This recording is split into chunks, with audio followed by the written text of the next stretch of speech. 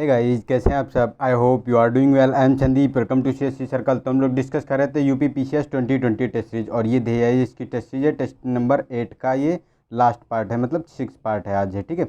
और इससे पहले के अगर पार्ट आप लोगों ने नहीं देखे तो मैंने उनकी प्लेलिस्ट बना दी है। आप वहाँ प्लेलिस्ट में जाके मेरे यूट्यूब चैनल में, तो वहाँ से आप देख सकते हैं सारे। और अगर इसका PDF चाहिए तो आप लोग ऐसा कीजिए, टेलीग्राम का लिंक मैंने नीचे दे दिया गया, उसे ज्वाइन कर लीजिए। तो वहाँ से आपको ईजिली PDF मिल जाएगी, जिससे आप उसका रिवीजन कर पाएंगे, ठीक है।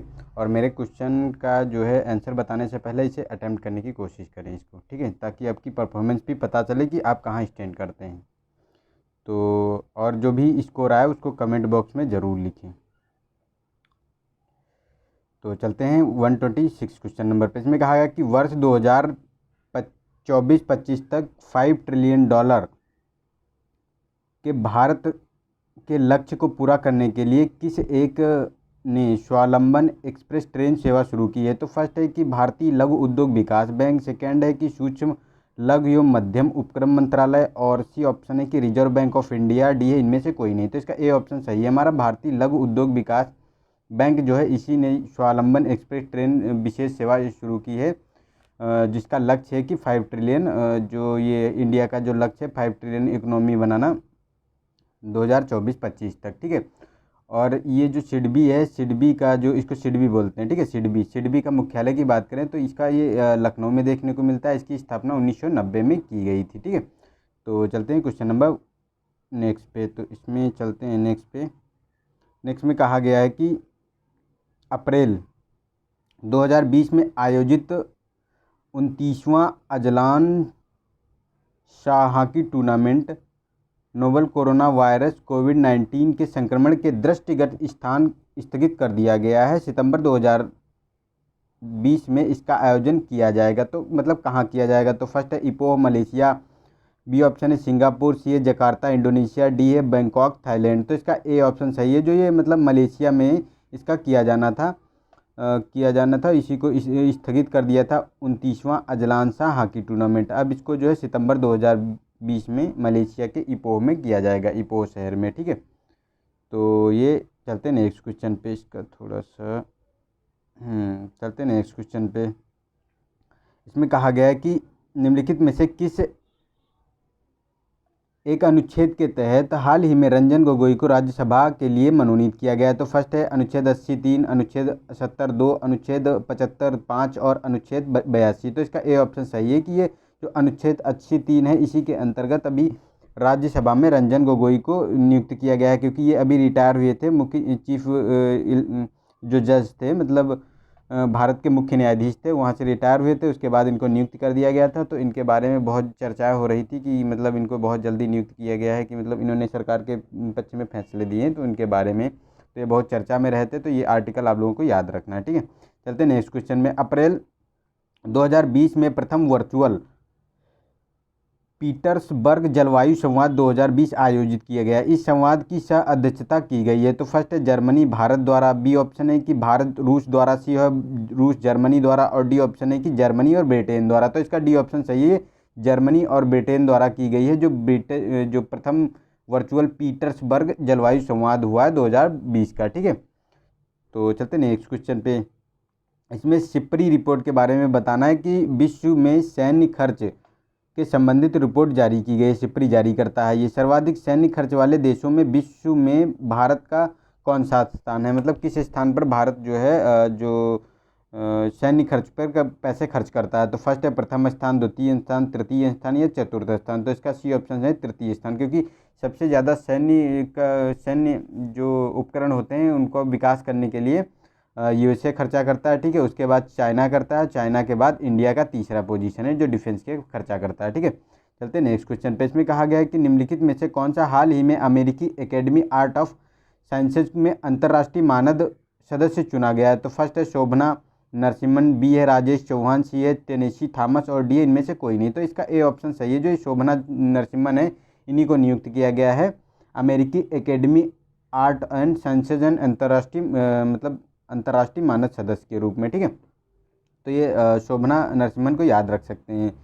नेक्स्ट है कि अप्रैल 2020 में निम्नलिखित में से किस एक ने सैन्य उपग्रह नूर लॉन्च किया है? तो फर्स्ट है कि इराक ने, ईरान ने, या फिर सऊदी अरब या यूएई। तो इसका बी ऑप्शन सही है, ईरान ने ये लॉन्च किया है अपना सैन्य उपग्रह, ठीक है। नूर के बारे में ये बात करता है, सैन्य उपग्रह नूर जो है ये ईरान ने लॉन्च किया, ठीक है। बी ऑप्शन सही हो गया हमारा। चलते हैं नेक्स्ट क्वेश्चन पे। अप्रैल 2020 में उच्चतम न्यायालय ने किस राज्य में अनुसूचित जाति को प्रदत्त 100% यानी 100% आरक्षण को असंवैधानिक घोषित कर दिया है? तो किस राज्य ने उनको मतलब दे दिया था अनुसूचित जातियों को 100% आरक्षण? तो ये बताना है। तो फर्स्ट है कि मध्य प्रदेश, सेकेंड है राजस्थान, केरल, आंध्र प्रदेश। तो इसका डी ऑप्शन सही है। आंध्र प्रदेश ने अभी घोषणा की थी कि जो ये आरक्षण की बात की गई थी उन्होंने 100% घोषित कर दिया था, इसीलिए जो है वहाँ के उच्च न्यायालय ने इसे खारिज कर दिया है, ठीक है। चलते नेक्स्ट क्वेश्चन है। विश्व प्रेस सूचकांक स्वतंत्रता सूचकांक 2020 के संबंध में निम्नलिखित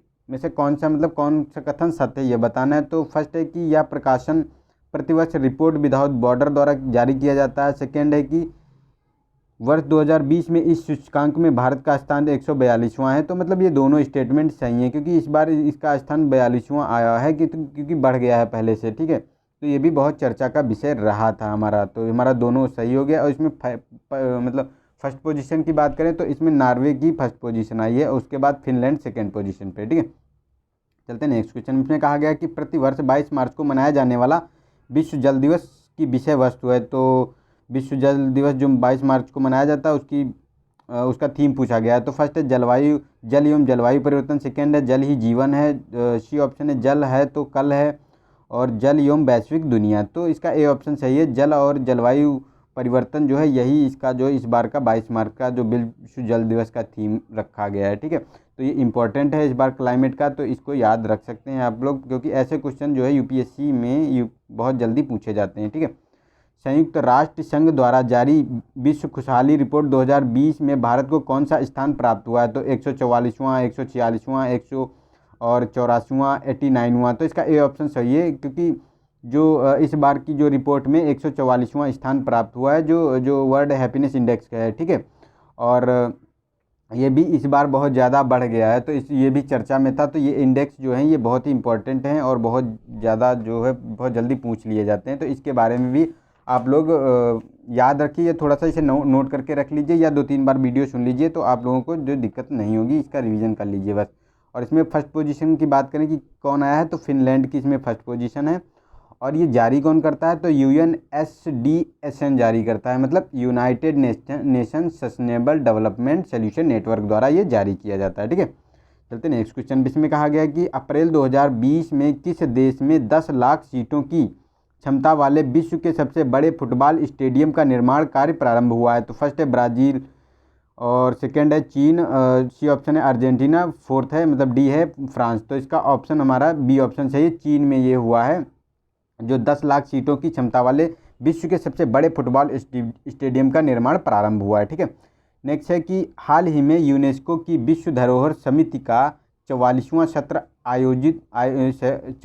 सत्र का आयोजन रद्द कर दिया गया। यह सम्मेलन होना था। तो फर्स्ट है फुजो चीन, और बी ऑप्शन टोक्यो जापान, नई दिल्ली भारत, और सियोल दक्षिण कोरिया। तो इसका ए ऑप्शन सही है, फुजो चीन में होना था, जो चीन का फुजो शहर है वहाँ होना था, लेकिन कोविड-19 के चलते इसको जो है रद्द कर दिया गया, ठीक है। नेक्स्ट है कि मार्च 2020 में महिलाओं की स्थिति पर संयुक्त राष्ट्र आयोग के 74वें सत्र का उद्घाटन किया गया। तो फर्स्ट है कि पेरिस में, जेनेवा में, न्यूयॉर्क में, वाशिंगटन में। तो इसका सी ऑप्शन सही है, ये न्यूयॉर्क में किया गया है, ठीक है। जो 2020 का मार्च में महिलाओं की स्थिति पर संयुक्त राष्ट्र आयोग का 74वां सत्र, ठीक है, 64वां सत्र के बारे में बात करता है। तो ये न्यूयॉर्क में किया गया है। चलते नेक्स्ट क्वेश्चन पे। इसमें कहा गया कि कोविड-19 के उपचार के हेतु वाइटल नामक एक नया हार्ड प्रेशर वेंटिलेटर बनाया गया है। तो फर्स्ट है IIT चेन्नई द्वारा, बी है नासा द्वारा, सी है DRDO द्वारा, और डी है एम्स हैदराबाद द्वारा। तो इसका ऑप्शन बी सही है, ये DRDO द्वारा बनाया गया है। जो ये नासा जो नहीं सॉरी, ये इसका जो बी ऑप्शन है ये सही है, नासा द्वारा ये बनाया गया, ना कि DRDO द्वारा, ठीक है। और ये अमेरिका का जो स्पेस एजेंसी है नासा, इसी के द्वारा बनाया गया है। तो ये वाइटल ध्यान रख सकते हैं ये लोग आपको, क्योंकि इसी ने अभी वाइटल को जो है हम लोगों ने वो कोवैक्सीन जो क्लोरोफ्यून करके जो वो दवा थी इसके लिए, कोरोना वायरस के लिए, तो वो हम इंडिया ने मतलब वहाँ एक्सपोर्ट की थी यूएसए को, इसीलिए वो मतलब कह रहे थे कि हम आपको वेंटिलेटर दान करेंगे, लेकिन इंडिया ने उन्हें मना कर दिया था लेने से। ठीक है, नेक्स्ट है कि निम्नलिखित में से कौन एक अगस्त प्रस्ताव 1940 में सम्मिलित नहीं है? तो फर्स्ट है कि भारत के लिए डोमिनियन स्टेटस देना। सी है वायसराय के कार्यकारी परिषद का विस्तार। सेकंड है सी ऑप्शन है कि युद्धोपरांत भारतीय संविधान का क्रियान्वयन। डी है सभी। तो इसका सी ऑप्शन है, ये मतलब उसमें सम्मिलित नहीं था जो हमारा आया था अगस्त प्रस्ताव 1940 का। ठीक है, उसमें ये नहीं था युद्ध उपरांत भारतीय संविधान का कार्यान्वयन, लेकिन उसमें डोमिनियन स्टेटस की बात की गई थी और जो है हमारे वायसराय के कार्यकारी परिषद के विस्तार के बारे में बताया गया था। ठीक है, तो हमारा सी ऑप्शन इसमें सही हो गया। चलते नेक्स्ट क्वेश्चन में। कोयला हेतु प्रसिद्ध डोनेट्स क्षेत्र स्थित है? तो जर्मनी में, यूक्रेन में, फ्रांस में, यूके में। तो इसका बी ऑप्शन सही है, ये यूक्रेन में स्थित है। ये इसे डोनाबास के नाम से भी जाना जाता है। ये कोयले का बहुत प्रसिद्ध क्षेत्र है, यहाँ बहुत ज़्यादा मात्रा में कोयला का उत्पादन होता है। ठीक है, नेक्स्ट है कि विशेष आर्थिक क्षेत्र अधिनियम पारित किया गया। तो फर्स्ट है कि मई 2005, फरवरी 2011, फरवरी 2006, फरवरी 2016। तो इसका ए ऑप्शन सही है, जो मई 2005 में जो है यही आया था स्पेशल इकोनॉमिक जोन। ठीक है, ये स्पेशल इकोनॉमिक जोन की एक्ट आया था। इसी के अंतर्गत जो है हमारे जो स्पेशल इकोनॉमिक जोन बनाए जाते हैं उन्हीं के बारे में ये बात करता है कि जो निर्यात को प्रोत्साहन देते हैं। नेक्स्ट है निम्नलिखित में से कौन सा एक पश्चिमी रूस तथा मध्य एशिया में स्थित घास का मैदान है? तो फर्स्ट डाउन्स, स्टेपी, प्रेरी और कैंपास। तो इसका जो बी ऑप्शन है, ये स्टेपी आपको देखने को मिलता है मध्य एशिया, रूस और मध्य एशिया के जो स्थित घास के मैदान है पश्चिमी रूस और मध्य एशिया में। ठीक है, लेकिन कैंपास की बात करें तो ये ब्राज़ील में देखने को मिलते हैं, प्रेरी की बात करें तो ये यूएसए में देखने को मिलते हैं, और ये डाउन्स की बात करें तो ये ऑस्ट्रेलिया में आपको देखने को मिलते हैं घास के मैदान। ठीक है, नेक्स्ट है कि निम्नलिखित में से कौन मलेरिया के निदान है तो औषधि नहीं है? तो फर्स्ट है आर्टीथर, बी है एट्रेविन और क्लोरोक्विन। हाँ, ये इसी के बारे में बात करते हैं। क्लोरोक्विन जो थी यही मलेरिया की दवा जो है यूएसए में अभी जो की गई थी, एक्सपोर्ट की गई थी। वहाँ मुझे प्रोनाउंसिएशन इसका नहीं आ रहा था तो इसके लिए सॉरी। और ये यही थी, इसीलिए वो वेंटिलेटर हमारे यहाँ मतलब दान में देना चाहते थे कि हम आप लोगों को वेंटिलेटर देंगे। ठीक है, लेकिन इंडिया ने मना कर दिया था। तो इसमें ये जो तीनों दवाएं हैं आर्टीथर और एट्रेविन और क्लोरोक्विन, ये सभी दवाएं जो हैं मलेरिया के निदान के लिए प्रयोग की जाती हैं। तो ये सभी, तो ये हमारा सही हो गया, इसमें कोई भी गलत नहीं है। ठीक है, चलते नेक्स्ट में। कांच को कठोर बनाने के लिए प्रयुक्त पदार्थ है? तो फर्स्ट है sodium hydroxide, potassium chloride, quartz और सिलेनियम ऑक्साइड। तो इसमें जो हमारा ऑप्शन है, जो ये पोटेशियम क्लोराइड है, यही जो है कांच को कठोर बनाने में प्रयोग किया जाता है। ठीक है, पोटेशियम क्लोराइड। ठीक है, बी ऑप्शन।